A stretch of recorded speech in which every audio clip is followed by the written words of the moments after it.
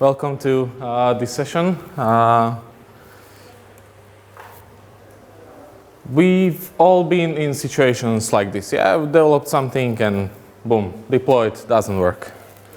Or it kinda almost every time works. Or if not, then whatever. Let's just fix the stuff in production. So my name is David Lukac. I'm a senior technical consultant currently working for Invika, and today I'd like to talk a little bit about how to help development teams automating stuff, automating quality assurance, automating processes without going down the rabbit hole, trying all kinds of crazy DevOps system administration and spending days and days on that and blowing up your budget. I work with a variety of clients, and during my career I worked on large enterprise systems. I was a small company owner myself, so I know what it means to keep on budget and to make sure the money flows where it should flow. And yeah, like I mentioned, I'm currently consulting for a company called Invika. It's a British company, and we do all kinds of web development, mostly based on PHP and with Drupal as well. And before we dive into specific topics, just a quick survey. Who is using already stuff like features, migrations, exporting your configuration into code? Awesome, almost everyone. Who is using any kind of version control, Git or some alternative? Very good. Well, very good to hear that. Console stuff like Composer, Drush. Very, very good. I don't know what I'm going to talk about. Who has some continuous integration and continuous delivery setup? Okay, so we will have something to talk about. And who has some other QA automation? Yeah, okay. Awesome. So, why automate things? Automating things saves time. But last year I was working on a large Drupal project. I was tech leading it. It was still Drupal 7 at the time. It has become quite a big project, and after about 4 months of development, we had deployments to staging, which was tens of features, making sure everything is in place and run migration. And it took me like almost 2 hours to get the current snapshot of code to UAT for test. And it was something that was totally disrupting my development process. When project manager shouting, oh, we need to get the latest version for the client to test. And it was like, okay, that's not going to work. And it wasn't very efficient as well. And many times I forgot to do something, or someone else forgot to do something, export something for me. So we are humans, we make errors. So this kinds of stuff happens. So the whole automation is about making stuff efficient, making repetitive tasks being done by machines, not by humans. Why should we do that? And well, yeah, we already know that kind of stuff works. So before we go into practical things, I would like to just make sure and define what continuous integration is. So it's a practice in software engineering of merging all development working copies into the mainstream development very often and running tests on those merged copies and getting rapid feedback on what's going on, if the tests are being passed or if something is failing, in order to detect any issues, any errors, and resolve them as soon as possible. On top of that, continuous delivery is talking about short development cycles. So it's a software engineering approach to deploying things, so we know when our code and when our product is releasable at any given point of time. So we know if it ran last time, build number 155, that's something that can go to production. If the next build failed, no, that snapshot is not going to be good. So we can build, test, and release our code often and frequently. So why do these things? What's the motivation? From client's point of view, from business point of view, it's very important for us to know that the business critical functionality of the product we are developing for the client is functioning at any given point of time in the development. We want to avoid any kind of errors or issues that were already resolved or already delivered in past, and avoid things like, oh, that worked a month ago, why it's not working now? And why should we go back and reiterate and manually test placement of product into the shopping basket if that was a topic of sprint number -5. We don't want to repeat ourselves as developers. We are smarter than that, and yet we many times repeat ourselves. And very important for me when I'm doing a deployment and I know that tomorrow is the big day when after 3 months of development we are going to deploy something, I want to be able to sleep at night before the big day going into production. And it's not possible if you do it in a way that you've been developing for 3 months and never deployed anything anywhere. You were playing on your sandbox and it works in the sandbox, but you never tried to do the deployment to production, and it's supposed to happen all in one big bang. That's, for me, it's quite disturbing. So if we deploy often and we test often and we automate these things, and we have done 150 deployments to some staging environment, which is a copy of production environment, then our confidence of doing the real one into the real production is going to be much, much higher, and it's going to be much easier for us. And that way we can build the trust between the development teams, between the delivery teams, and the product owner, the customer, the project manager. And it won't be like, oh, well, we deployed, but it worked. All 5 tests worked, but I don't have a clue why it's not working now in production. Yeah, we don't want to be in that position as developers. So the question is how to do all that without blowing budgets and doing it efficiently and not doing unit tests, basically. Okay, to get on some common ground, and I think this is very, very important, we need to have a common environment. The development team that's going to work together need to have stuff like Drush aliases set up in the same way. Whatever that is, just to pick an example. The local stack, the local environment we are working in should be set up in the same way. Why is that?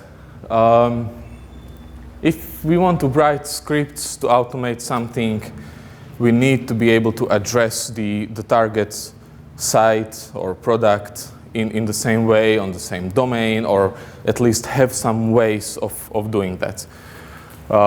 So whether you choose some virtual machines or dev desktop, or, well, maybe Docker would be better, it's very important for your team to agree on one way of the development. So then you can do things like, yeah, we can have a Drush aliases directly in the code base. If you put them in the right directories, Drush will even pick them up automatically. And you always will have that this site is aliased like this or that's whatever environment you are using. And for everyone, it's going to be the same.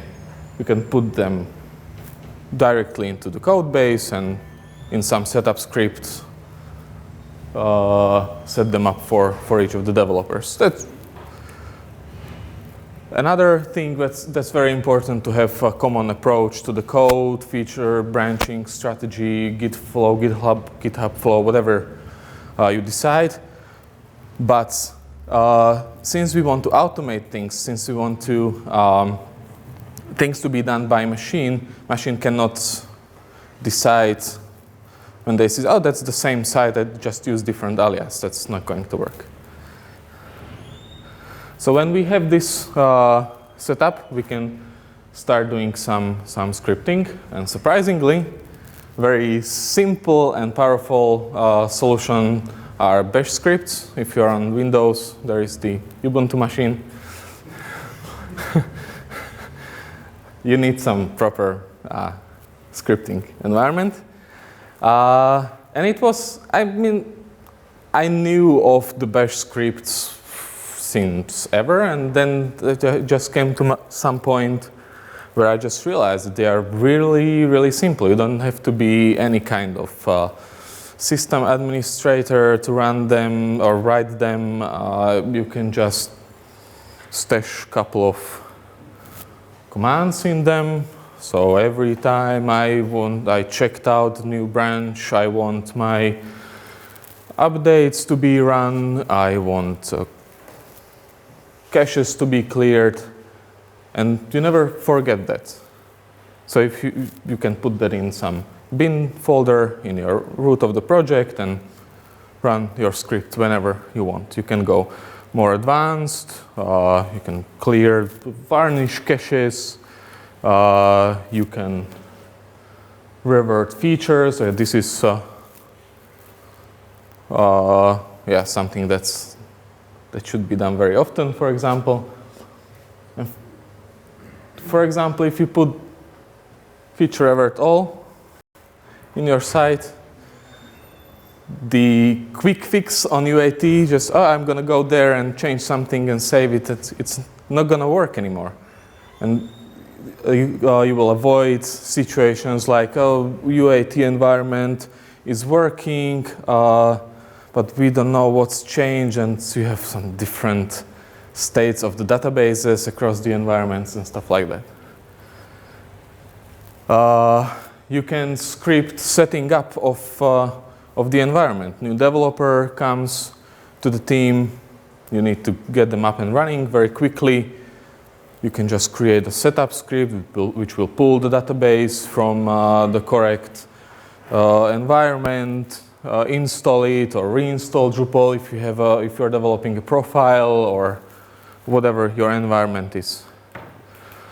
You can put in some tests as well. You can run migrations, handle Solar. So and as you can see, we always use the same Drush alias. And this is just an argument from the input of the script. So if I have my deploy script, and then I say deploy script space production, and it's going to be replaced there. And for everyone, the alias for that site is my site.production. So it's going to work for each of the developers on your team. So this way you can create a bunch of helper scripts that are located in your code base, are accessible for everyone. You create some README file for developers, so you need to run this script and that script when you are getting onboarded on the project, and when you switch branch, you want to run that script. So very nicely and easily, without any kind of logic in the scripts, because I admit that bash scripts are getting quite nasty if you go into conditions and regex, regular expressions, and you can do some crazy stuff there. But even without that, you can create very simple scripts and help your team doing things the same way. So this is very nice. And from this, I went one step further. And I said, OK, on the deployment, every time we have some wiki page where developers put a list of things that need to happen when we do deployments to whatever next environment is. If it's UAT, production, doesn't matter. And someone would go to production, run git pull, and then go to the wiki and do like, oh, we need to turn on this feature, and then we'll need to change this value of this variable and stuff like that. So then I decided that what if we created a script for each of the releases and put all that kind of stuff there?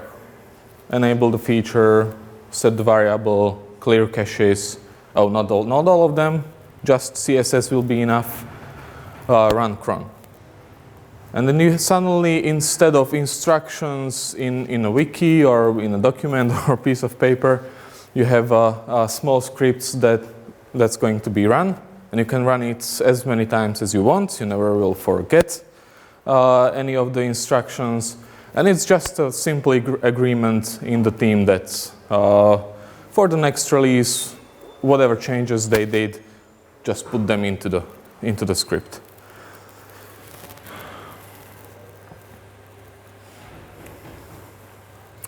So what else we can automate like this? So we are creating some simple set of scripts. We can set up environment. So if you have some front-end Node dependencies and you want to use a specific version of Node and you don't want to go into a situation that you have to go to your colleague's computer and check if they have right Node stuff installed, right Ruby stuff installed, just put that into the setup script, and whenever a new person comes to the project, they just run the setup script, which will pull the database, install dependencies, and everything like that. Any kinds of front-end assets, you don't want your backend developers to remember what gulp tasks they need to run when they need to generate the assets. And all kinds of other stuff that comes to your mind that your daily tasks are, and you're repeating them. So we have created some scripts that are running locally, that are handling some tasks, but it's still dependent on the computer of the developer who is running these scripts. We would like these scripts to run elsewhere, independently of the developer's computer. And you don't want to go to whatever server manually logging in and then running that stuff manually again. So what you can do, there is very nice one of the examples, Laravel Envoy. It's a deployment TaskRunner.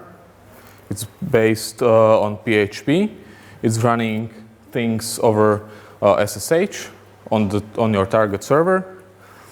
It's very easy to set up. Literally just Composer, install global Laravel Envoy. You can define your servers, where you want to run your tasks and scripts. You can define each of the tasks, what the sequence of the commands would be. It's the same, since it's running through SSH, it's the same thing as you would do when you would log in through SSH. And then from your tasks, you can define different macros, which are like groups of tasks. You can have some setup task which will set up your environment variables and stuff like that. So what does it look like? It's literally one file sitting in root of your project, and I have some environment set up. Then I have my task of pulling the code and running database updates and whatever you need to do. And then I have a macro which is running some additional tasks. So what I would do afterwards is just envoy run deploy. And it will run my, my tasks and commands. The advantage is it's PHP. You're not really switching to something else. It's very easy to use. And for simple tasks, it's very powerful. And anyone in your team, regardless of their DevOps or Linux or administration knowledge, will be able to deploy the application. If everyone else is sick, then even your project manager will be able to deploy your application.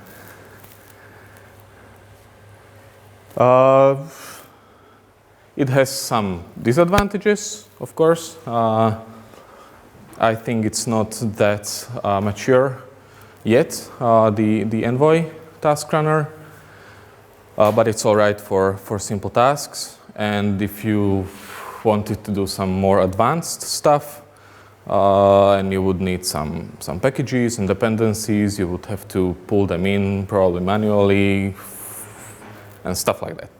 But for simple stuff, it's great. And it will work probably with any hosting environment that supports SSHing in. Going a bit more advanced, and this is my favorite. It's called Fabric. It's the very same principle. It's running through SSH. It's a single file as well. The namings are a bit different, but basically it's the same thing, and it can run tasks in parallel. So if you have multiple servers and you want to do things quicker, then it's going to work very well. And it's much easier to pull in dependencies. I don't consider myself as a Python developer, but it was very easy for me to work with it.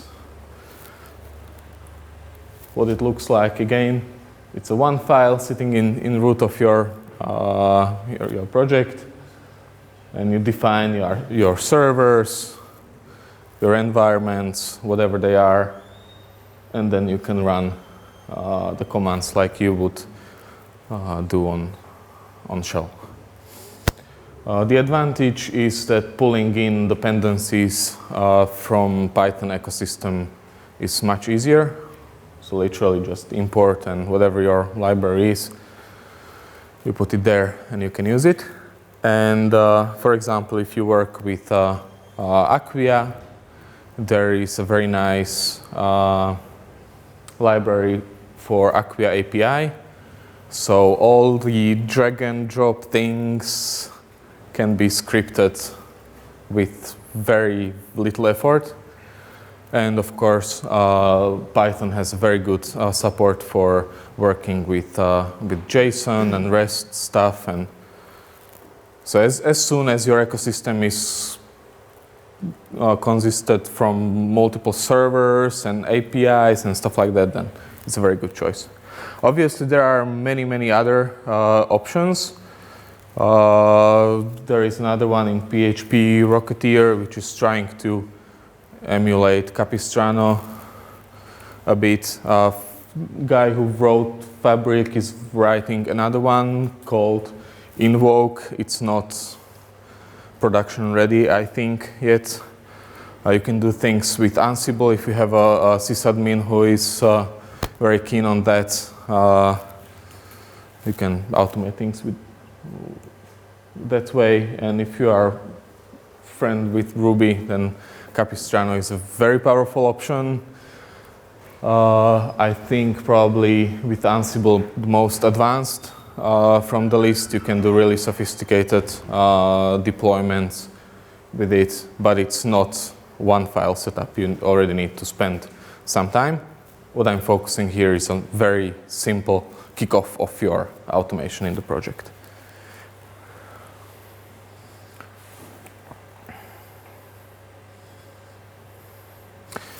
Okay, so we have some scripts that are run locally. We have some tools to run them remotely, but it's still very much depending on my computer. It's still running on my host machine, and even with the stuff like Fabric, the developer needs to have Python environment set up, and just recently it's happened to me that I was handing over the deployment tasks of the project to another developer, and he had some obscure version of Python, and it took us like 3 hours to get his old Python uninstalled, and virtual environment wasn't working and stuff like that. So you even want to get rid of that dependency on your local host computer, or dependency of anyone's computer on the team. There are many continuous integration services on the web. Obviously, you can run like Jenkins yourself, but then it's another system that you have to take care of.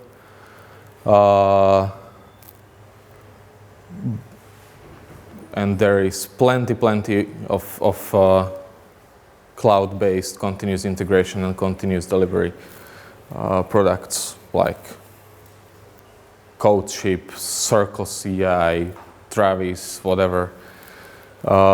And many of them have free tier, so it's very easy to just set them up and start playing around. And that's where you can move all those scripts to the cloud. So what's going to happen then? Even if you don't have any real tests, because that's the first assumption. I want to have CI if I have tests, but I don't have any tests yet. I just want to deploy my code automatically. So for example, Symfony or any Composer managed project, your first test is that you can actually install your project. You can run Composer install without red field of images. So that's your first test that you can put in. And if the merge to my develop branch was run successfully and the project is installable, or I can bootstrap Drupal or whatever test you choose, then I can run all those scripts, whether it's Laravel Envoy or Fabric or whatever I choose from that CI. On most of the CIs, you can install Python environment, you can have Ruby environment, you have PHP environment out of the box. So suddenly, all these things are moved away from your local computer and are happening automatically on some actions that you define what they should be. Just a side note, there is a very useful repository. If you Google just free for dev, this is going to be first result. It's a list of any cloud-based services, continuous integration, platform as a service, hostings, email services, whatever you can imagine. The only condition for things to be on this list is that they have a free tier. So whatever you find there, you'll know that you can play around. Okay, so as you may have noticed, I didn't start with the testing itself, with the test-driven development or behavior-driven development and unit tests and stuff like that. The reason is that starting with that on your project is not so simple. You need to spend more effort doing that. And it's much easier to start automating things as they are. If you don't have anything, you can already automate, as we have shown. But you can also test quite effectively, and this is not true.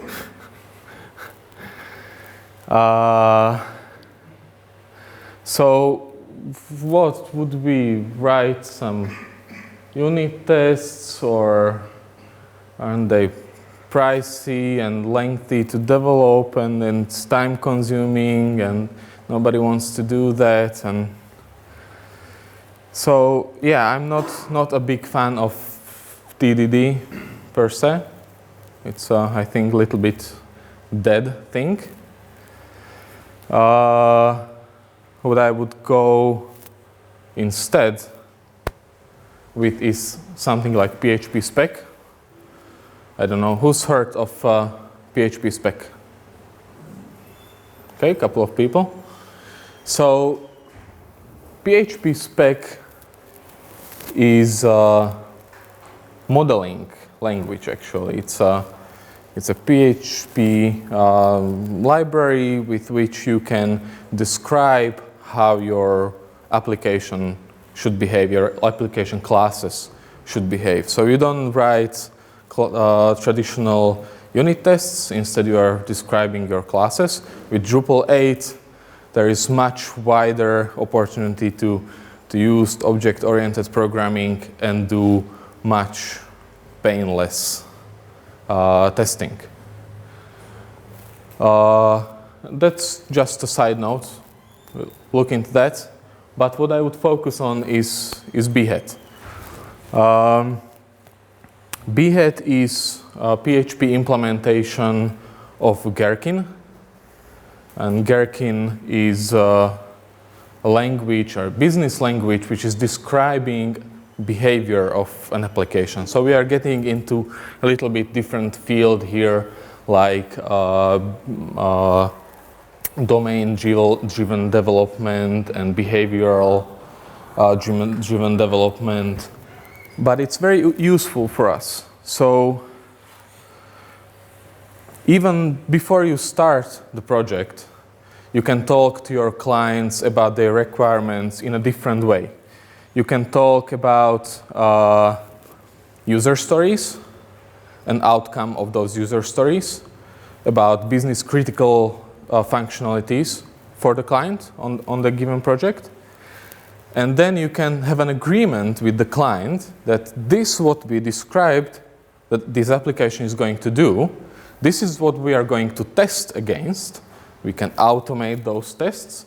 And if the tests are passing, that we have fulfilled the requirements that you have given us. What it looks like.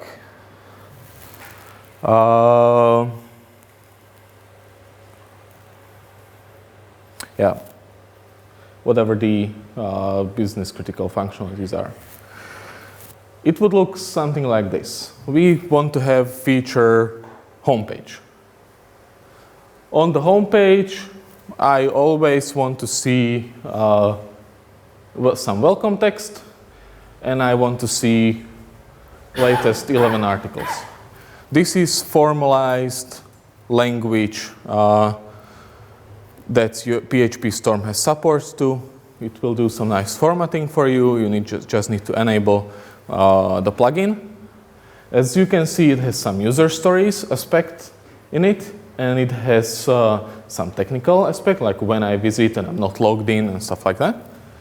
It gives very good context for your testers. And what will happen, you can actually run this against your site. Behead has Drupal support. There are Drupal context definitions. So things like given I'm not logged in is an actual PHP function which will log you out of the site.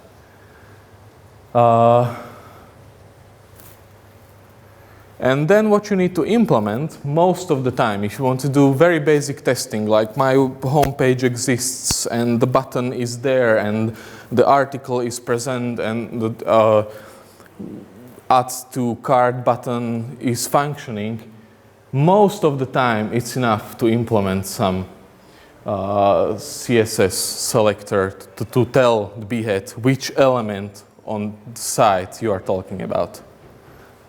And with this, you can cover most of your business critical functionality of your website with tests, which you can run in any environment. And you can always say retrospectively that, yeah, these 20 functionalities that we defined are critical are always working on the site. It's not checking for the visual element, it's checking for the existence and behavior of the application. So you don't have to worry things like, how do I bootstrap Drupal in tests? And then how do I get to the database and stuff like that. So you are doing end-to-end testing from user perspective. Is the application, the website behaving as we defined with the client that it should? And it's something that client understands, it's something that testers understand, and it's something that it's quite easily implemented by the developers. And then you run the Bhead tests like any other unit tests, and you get your results. You can even run this against production if you know that your tests are not destructive in any way or not causing any performance implications. You can have just regularly check your production site, is that still functioning as expected. So I think this is very powerful tool to move from 0 tests to suddenly whole application being tested in a way with very small investment, literally just if you install the Behead, pull in Drupal context, copy paste from the intro page for Drupal Behead integration, and you will see that when you create a file like this, you can actually command click on the sentence and it will take you to the function which is implemented by that sentence. Okay, so that's one way of testing. Another very quick and easy start of testing, which is included in, which includes a visual element of the site, is a tool called Ghost Inspector. It does automated UI tests of the site. It does screenshots of the site. It compares the screenshot of the site from version before towards the current state. And since it's based on Selenium, I think it does all kinds of browser functions, filling in forms, and user journeys and stuff like that. So how it functions, you create your test scenario.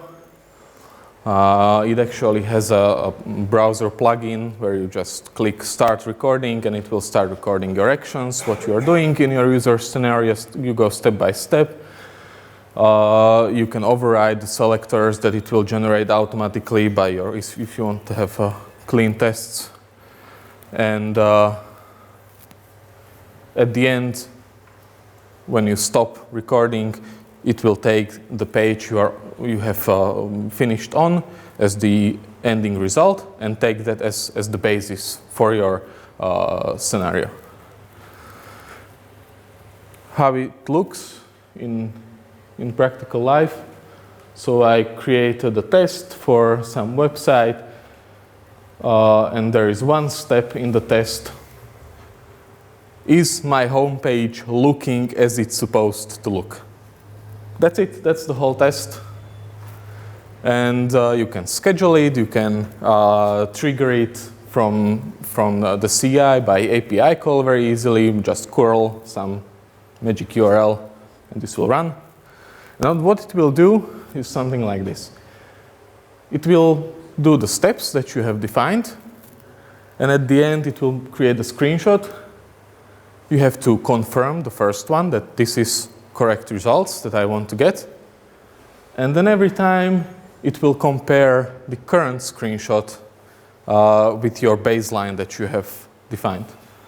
And if something's not right, it will go all red like that. So all the red stuff is different from the baseline. And then you can say that the new one is actually all right. We have added new functionality. Obviously, this would be very difficult with stuff like advertisements. And then you can exclude some divs from the screenshot and stuff like that. Obviously, you can do more advanced, many steps, forms, whatever you need. The result's always the same. It will take screenshot at the end and compare it with the baseline.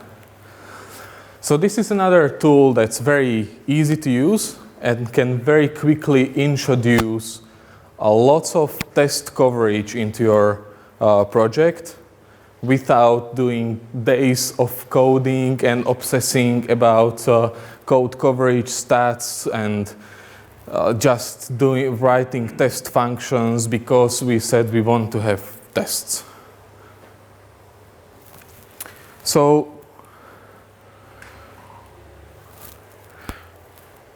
with the tools that we talked about today, we can be much more effective in our work, and at the same time we can provide a better quality for our client. We can build confidence in ourselves, in our delivery team, in our deployments, and gain trusts of the all involved parties. We have defined how to create some unified environments, so things like, oh, it's running for me, but you have different versions of PHP, it's not running for you, are taken care of. We have done a lot of automated testing without actually writing anything more than CSS selector. And that way we have actually automated our QA on the project. And obviously these things still take some time, during which there's not much to do. So you can go for a coffee and still earn some money for the project, or for a company, or for a freelance. So I hope that it was something useful for you. And thank you for coming to this session. And are there any questions? Given the example of the Behead test, the PHP implementation, it featured a CSS selector for element to find on the page. Is this the only way to find elements on the page? Because in the development workflow, the DOM structure of a program changes often and not single time. So every time the DOM structure changes in the program, in the project, in the flow of the development, I would have to rework this Behead test. Is there another way to test for items? All those Behead functions are standard PHP functions. So whatever you put in then is going to happen. The support for the CSS selectors is native, built in, and it's right there without doing any extra work. You can use other kinds of selectors like XPath, for example, or something like that. Or you can implement your own methods of dynamically getting what you're expecting, and if you see what you're expecting from some dynamic function. But we didn't talk about academics of QA and test-driven development and stuff like that. You should always have to go to your test and change your test before you change your implementation. So when that's correct, but you still should do that. Even if you do different implementations of how you do things, even with PHP spec, you should first change your test so it fails, and then you amend your implementations. But there are nicer ways to do than just the CSS selector. That's the simplest example. Okay. Okay. Two questions about how those. The first question is related somehow with Automatization, and the second question is able to make and compare screenshot not whole page, but only of fragment regions of page. First part, Phantom.js, I don't know. I'm not sure. Because logo is quite similar and goes Phantom. Might be, yeah, might be. I don't know, didn't check. Second part, I'm not aware that you could do the other way around, that just include one element. You can do exclusion of different elements. But in general, especially during the development of the project, implementing Ghost Inspector is quite tricky because your page is changing a lot. So during development, if you have a style guide, which is a very good idea to have, it's much more efficient to test your style guide than the actual site. And then when you say, okay, we are done, or at some point of the project when the front end is stable, then you switch the tests to the actual site. So then it's not changing that often, and it's running in production already, and you know that you should be getting stable results.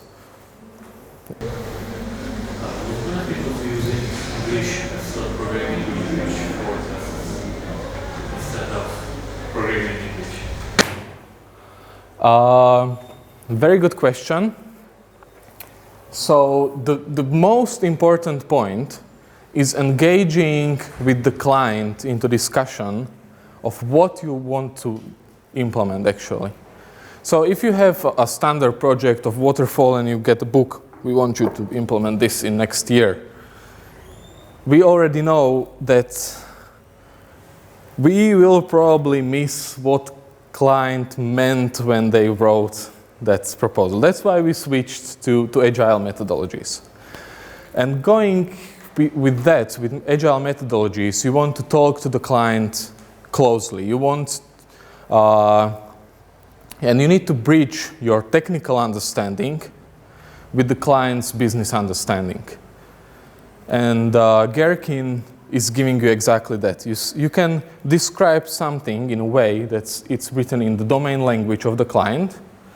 The client understands what they read, even if it's a little bit strangely structured, but they can very fairly read it, understand it, and for you, it's a contract between you and the client what you want to implement, and at the same time, you already have your test scenarios written.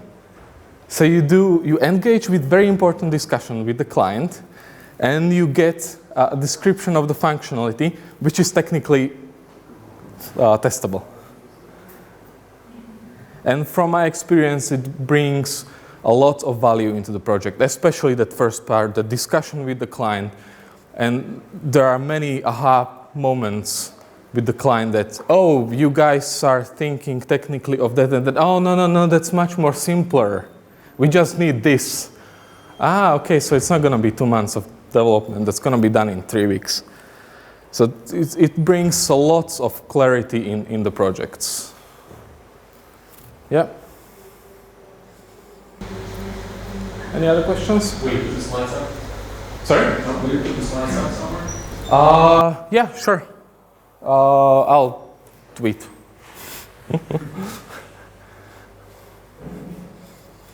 Any other questions? No, thank you very much for coming.